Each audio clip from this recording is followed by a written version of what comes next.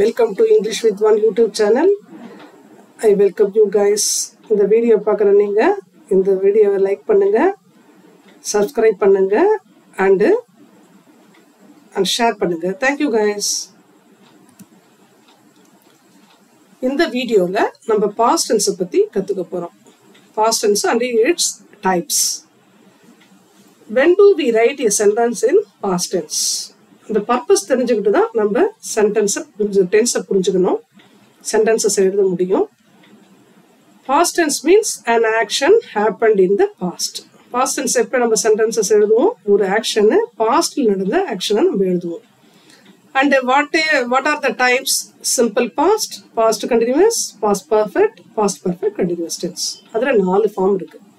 எப்போ நம்ம simple past எழுதலாம், எப்போ பாஸ்ட் கண்டினியூஸ்ல எழுதலாம், எப்போ பாஸ்ட் பர்ஃபெக்ட்ல எழுதலாம், எப்போ பாஸ்ட் பர் கண்டினியூஸ் டென்ஸ்ல எழுதணும்ன்றத நீங்க கிளியரா தெரிஞ்சுக்கிட்டாதான் சென்டென்சஸை நீங்க தப்பு இல்லாம எழுத முடியும். First one, simple past tense. And when can we write a sentence in simple past? Simple past எப்போ எழுதலாம்னா an action completed recently. ஒரு ஆக்ஷன் ரீசென்ட்லேயே முடிஞ்சிருக்கும், டைம் வந்து ப்ராப்பராக ஸ்பெசிஃபைட் டைம் இருக்கும், அதுதான் வந்து சிம்பிள் பாஸ்ட்ல எழுதலாம். Describe an action, event or condition that occurred in the past or at the specified time. ஒரு டைம் நல்லா கிளியரா தெரியும், ரீசெண்டாக முடிஞ்ச ஒரு ஆக்ஷனா நம்ம சிம்பிள் பாஸ்ட்ல எழுதலாம். இப்போ சிம்பிள் பாஸ்டா நம்ம எழுதுறதுக்கு நம்ம ஸ்ட்ரக்சர் வேணும். என்ன ஸ்ட்ரக்சர் எழுதலாம்னா சப்ஜெக்ட் இருக்கணும், வெர்ப் டு இருக்கணும் அண்ட் நெக்ஸ்ட் ஆப்ஜெக்ட் இருக்கணும். இதுதான் இதோட சென்டென்ஸ் ஸ்ட்ரக்சர். அப்போ வெர்ப் டுன்றது என்னன்னா, வெர்பு கூட வெர்பு வந்து 3 ஃபார்ம் ஆஃப் த வெர்பை நீங்க படிச்சிருக்கணும். அதுக்கு ஒரு நம்ம ஆல்ரெடி நம்ம ஸ்கூல்ல படிச்சிருப்போம். ஈட், கேட், ஈட்டன் இதெல்லாம் irregular verbs. Play, played, played இதெல்லாம் ரெகுலர் வெர்ப்ஸ். இடி சேர்த்து டி சேர்த்தா ரெகுலர் வெர்ப்ஸ். ஃபார்மே மாறிடுச்சுன்னா அதோட ஃபார்மே எக்ஸாம்பிள் ஈட்ன்றதோட செகண்ட் ஃபார்ம் ஏட்னு மாறிடும், ஈட்டன் தேர்ட் ஃபார்ம் மாறுது, அது இர்ரெகுலர் வெர்ப்ஸ். இதுக்கான பேசிக் நாலேஜை நீங்க கூகுள்ல பண்ண நீங்க கத்துக்கலாம். ஆல்ரெடி நம்ம ஸ்கூல்ல ஈவன் 3rd ஸ்டாண்டர்ட்ல இருந்து நம்ம இங்கிலீஷ் டீச்சர் சொல்லி கொடுக்கறது தான். So first when you want to learn tense you have to have the knowledge about the at least 3 form of the verb. இந்த வேர்போட 3 ஃபார்மாவது நீங்க தெரிஞ்சிருந்தா தான் டென்ஸை கத்துக்கிறதுக்கே நம்ம குவாலிஃபைட் ஆகும். அந்த எல்லாவோட வேர்பும் மோஸ்ட்லி நம்ம ரெகுலரா நம்ம லைஃப்ல டெய்லி லைஃப்ல யூஸ் பண்ற அந்த வேர்போட 3 ஃபார்மும் நீங்க கத்துக்கோங்க. கூகுள் அவுட் பண்ணீங்கன்னா you can identify so many verbs and with their 3 forms. 3 forms இருக்கு, 4 and 5 கூட இருக்கும், ஜெரண்ட் ஃபார்ம் கூட போடலாம் 4th ஃபார்ம். அப்புறம் எஸ் சேர்த்து நம்ம ஒருவேளை 3rd person சிங்கிளா இருந்தா வெர்பு பிளஸ் எஸ் சேர்த்து அது வந்து 5th ஃபார்மா இருக்கலாம். நான் அதை கூட உங்களுக்கு ரெக்கமெண்ட் பண்ணல. Present tense, past tense, past participle இதை மாத்திரம் வெர்பு 3, வெர்பு 1, வெர்பு 2 கத்துக்கோங்க. இப்போ work at the chess cake factory, இது சீஸ் கேக் ஃபேக்டரி. அப்போ ஒர்க்ன்றது செகண்ட் ஃபார்ம் வெர்பு 2, ஒர்க்ட் அதான் வந்து 3 forms. I often brought my lunch to school.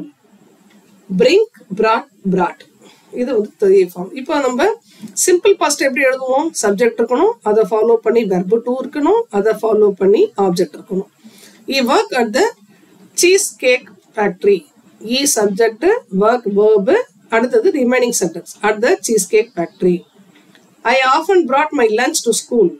I அது subject, brought அது verb, my lunch வெர்போட ரிலேட் ஆகுது. என்ன எடுத்துட்டு வராரு? What did he bring? He bring my is lunch. அப்போ மை லஞ்ச்ன்றது object, to school, rest of the sentence. இந்த ஸ்ட்ரக்சரை வச்சு நீங்க எழுதிங்கன்னா தான் சிம்பிள் பாஸ்ட் கரெக்டா இருக்கும். சிம்பிள் பாஸ்ட்ன்றதை நல்லா புரிஞ்சுக்கோங்க. when can you write a sentence in simple past? To indicate an action completed recently and with the specific time. specific time ரீசெண்டா முடிஞ்ச ஒரு ஆக்ஷனை நீங்க சிம்பிள் பாஸ்ட்ல எழுதலாம். Example for you, this is the exercise for you. You can do on your own, but I want to do the first exercise for you. The rest of the exercise you can do it. First exercise நான் பண்றேன், மீதி நீங்க பண்ணுங்க. I out with my friends. அப்போ went or go on பாருங்க. கோவோட second form எது? verb to went. I went out with my friends. இப்போ ரீசெண்டாக நான் போனேன், என் ஃப்ரெண்டோட போனேன். மீதி நீங்க பாருங்க. Second, the flight left a few minutes back. இப்போதான் கொஞ்சம் முன்னாடி பறந்துருச்சு, ஃப்ளைட் பறந்துருச்சு. இப்போ மீதி இருக்கிற அந்த 5 நீங்க பண்ணுங்க. Option is given here.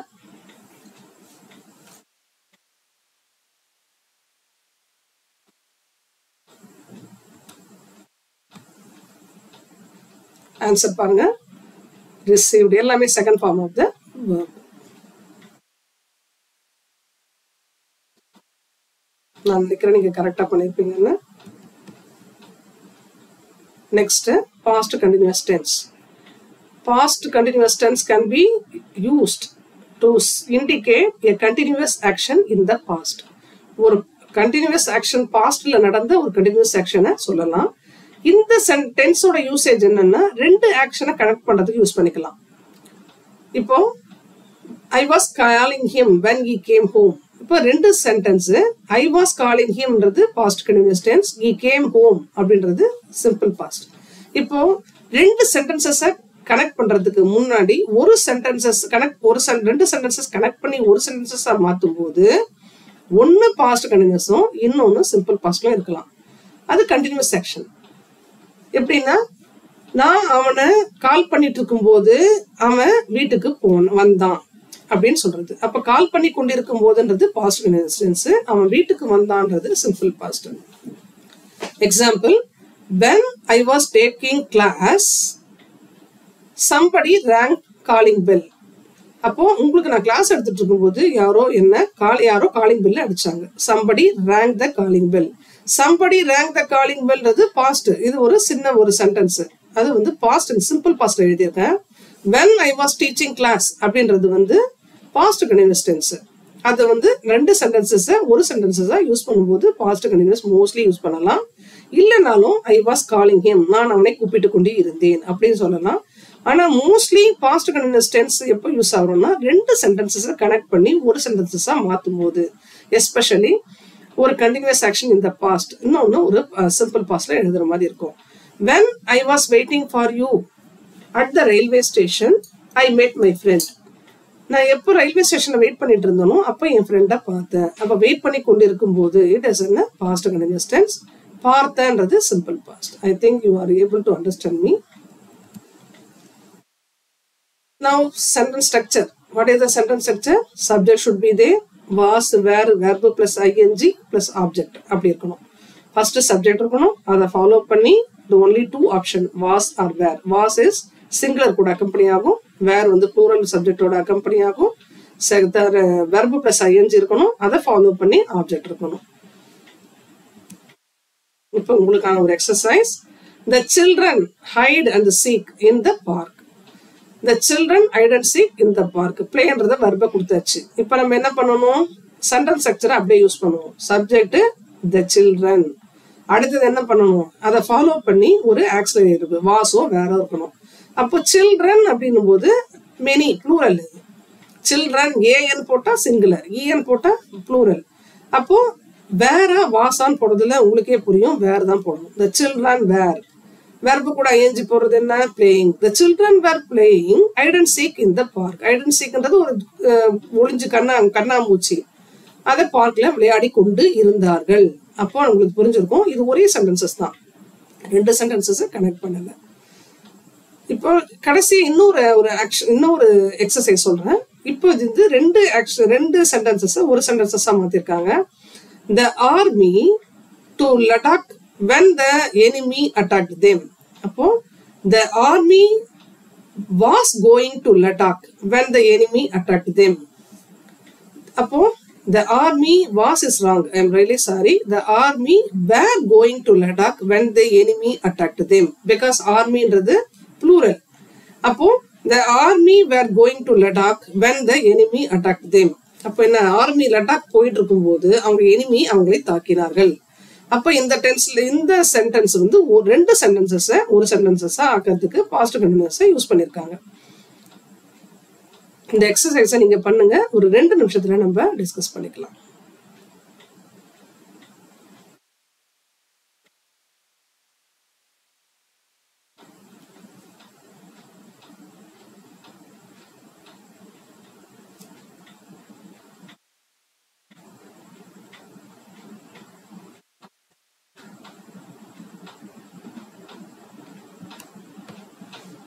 I hope you have done correctly.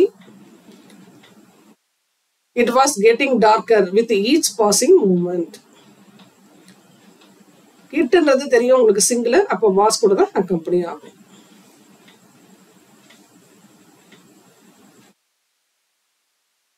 Now, past perfect tense. Past perfect tense in a sentence or conversation describe an event that happened in the past before another event in the simple past tense was completed in the past. The situation where the past perfect tense is used are to indicate an event that has occurred and been completed in the past. இவ்வளோ definition கொடுக்கறதுக்கு புரிஞ்சுக்க கஷ்டமா இருக்காதுன்னு நினைக்காதீங்க. சிம்பிளா சொன்னோம்னா past perfect tense can be used to indicate an action happened before long time. ரொம்ப வருஷத்துக்கு முன்னாடி நடந்த ஒரு ஆக்ஷனை சொல்றதுக்கு பாஸ்ட் பர்ஃபெக்ட் டென்ஸை நம்ம யூஸ் பண்ணலாம். மீனு had borrowed money from the bank to buy her new car. அப்படின்னா நியூ கார் வாங்குறதுக்காக அவ மணி மீனு வந்து பேங்க்ல இருந்து பாரோ பண்ணி இருந்தாள் அப்படின்னா அர்த்தம். It did not happen, this action did not happen in recently, it happen before long time. ரொம்ப வருஷத்துக்கு முன்னாடி நடந்த ஒரு ஆக்ஷனை சொல்றதுக்கு தான் பாஸ்ட் பர்ஃபெக்ட் டென்ஸை நம்ம யூஸ் பண்ணுவோம். We had cleaned up the terrace before the watchman arrived. ஒரு ரெண்டு ஆக்ஷனுக்கு பண்ணும்போது இதை பாஸ்ட் பர்ஃபெக்டும் யூஸ் பண்ணலாம். லைக் பாஸ்ட் கண்டினியூஸ் டென்ஸ் நாங்கள் வந்து பிஃபோர்னு யூஸ் பண்ணலாம். பிஃபோருக்கு செய்யறதுக்கு முன்னாடி அவங்க வந்துட்டாங்க அப்படின்னு சொல்றதுக்கு, நாங்கள் வாட்ச்மேன் வரதுக்கு முன்னாடியே அவங்க அந்த டெரஸை கிளீன் பண்ணிட்டாங்க, இதுக்கும் நம்ம யூஸ் பண்ணலாம். அப்போ பாஸ்ட் பர்ஃபெக்ட்டுக்கு ரெண்டு யூசேஜ் இருக்கு. ஒன்று ரொம்ப டைமுக்கு முன்னாடி வாங்கினதுக்கு சொல்லலாம், இன்னொன்று ரெண்டு ஆக்ஷன்ல பாஸ்ட் கண்டினியூஸ் மாதிரி பாஸ்ட் பர்ஃபெக்டையும் ஒன்று யூஸ் பண்ணி செகண்ட் ஆக்ஷன் சிம்பிள் பாஸ்டையும் எழுதலாம்.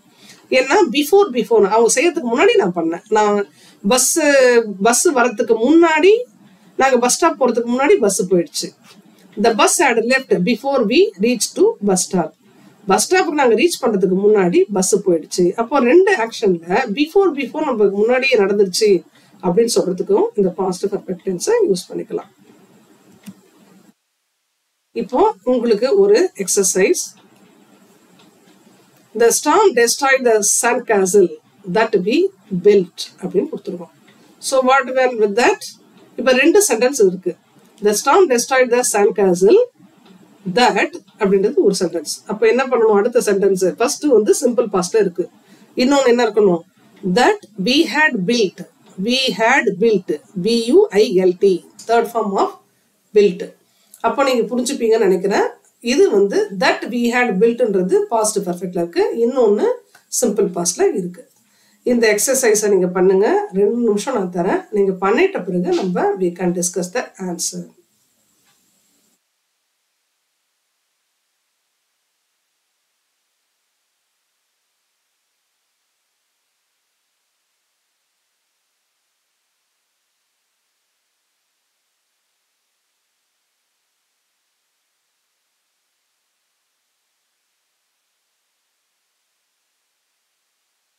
I hope you are able to identify the right answer.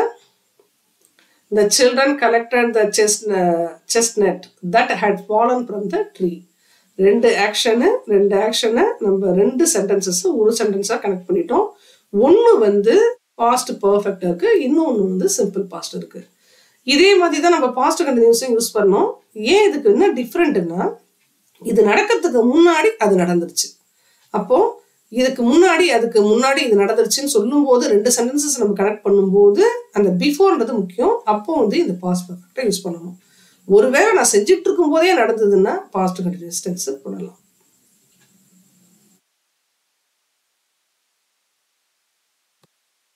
Past perfect continuous tense எப்பவுமே perfect continuous tense gives importance to duration. டியூரேஷனுக்காக தான் நம்ம எப்பவுமே இதை யூஸ் பண்ணுவோம். present perfect continuous tense இருந்தாலும் சரி, past perfect continuous tense இருந்தாலும் சரி, future perfect continuous tense இருந்தாலும் mostly it can says about the continuous action. I had been studying. It had been raining hard for several hours and the street got flooded.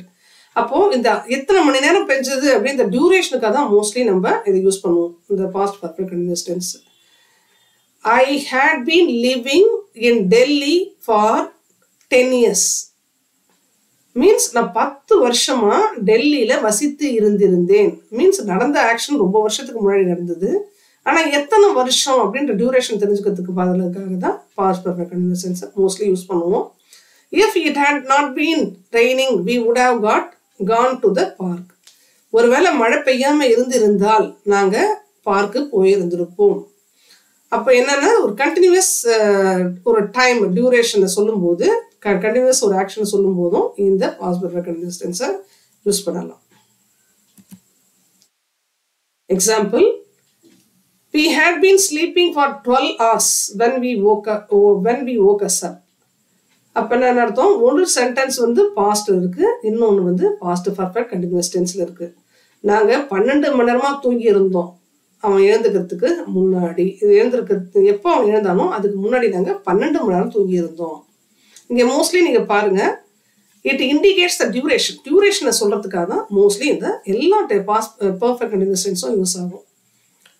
I had not been walking for a long time when it suddenly began to rain. So இதை நீங்கள் புரிஞ்சிருப்பீங்கன்னு நினைக்கிறேன். இந்த எக்ஸசைஸை நீங்கள் பண்ணுங்க. ஒரு 2 நிமிஷத்தில் நம்ம check பண்ணிக்கலாம்.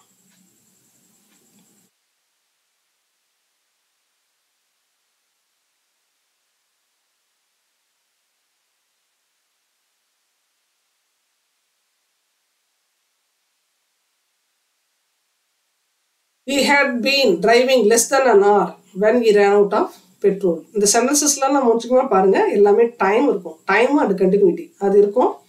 அதுக்கு தான் மோஸ்ட்லி வந்து டியூரேஷனுக்காகவும் கண்டினியூட்டிக்காகவும் தான் இந்த டென்ஸை நம்ம யூஸ் பண்ணுறோம். And I really thank you guys. உங்களுக்கு பாஸ்ட் டென்ஸ்னா எப்போ யூஸ் பண்ணுறது, அதோட டைப்ஸை எப்போ யூஸ் பண்ணுறதுன்னு நீங்கள் புரிஞ்சிருப்பீங்கன்னு நினைக்கிறேன். இந்த வீடியோ உங்களுக்கு பிடிச்சிருந்ததுன்னா இந்த வீடியோவை லைக் பண்ணுங்க, ஷேர் பண்ணுங்க. ஸோ உங்களை மாதிரி நிறைய ஸ்டூடெண்ட்ஸு இதை கற்றுக்கிறதுக்கு வசதியாக இருக்கும்.